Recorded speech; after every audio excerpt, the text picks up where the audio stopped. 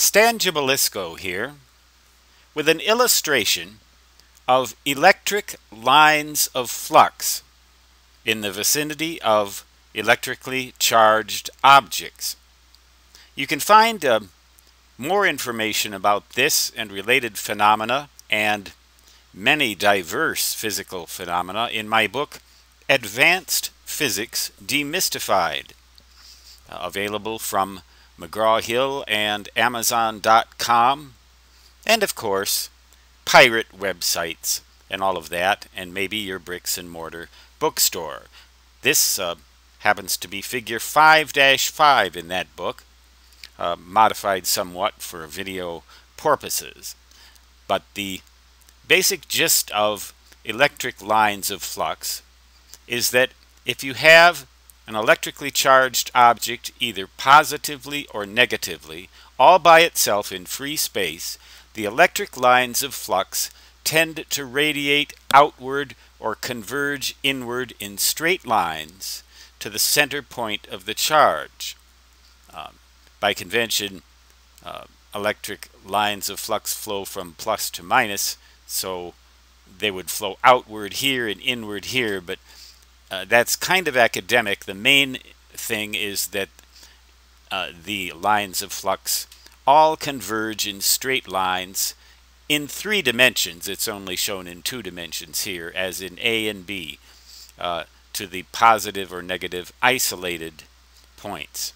If you bring 2 positively charged objects with equal positive charge near each other, the electric lines of flux tend to,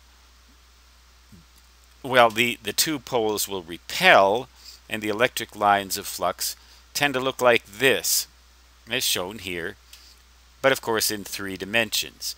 They're bent, sort of squished, as if they're trying to keep these 2 objects from coming together, which in a certain sense, that's exactly what they are trying to do.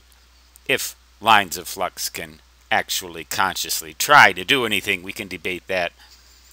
But the same thing happens with 2 equally charged and negatively charged objects. Now, a negative charge generally indicates more electrons than protons, and a positive charge fewer electrons than protons.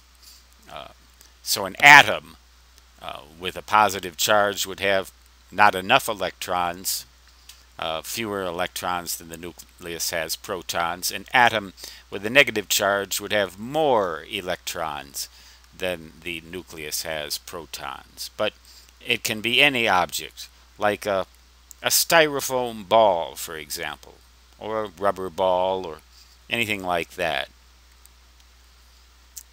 At E in the drawing, we show what the lines of flux look like when a positively charged object is brought near a negatively charged object with equal negative and positive charge quantities, so the fields are not distorted.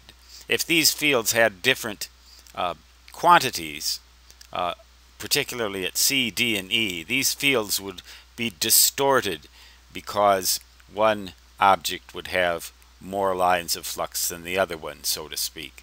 At E, we see that the lines of flux go straight from plus to minus when you go along a line between them, and they tend to have curves that look like I'm showing here. Similar to magnetic fields and magnetic lines of flux with north and south poles, except these are electric lines of flux. And what is a line of flux? Theoretically, a certain amount of electric charge per cross-sectional area through space.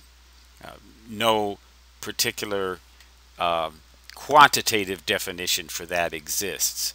I'm showing here mainly what the shapes of the flux lines look like, so you can get an intuitive sense of how plus and minus would want to pull together, and plus and plus or minus and minus would want to push apart. It's as if the lines of flux rebel against the notion of being squashed all the way together. It's almost as if they have consciousness of their own. That's a good question. I wonder sometimes. It's, of course, not strictly physics, but do you suppose these things are alive? Oh, Stanley, shut up, shut up. Stan Gibilisco signing off. Again, you can find this in my book, Advanced Physics Demystified. So long.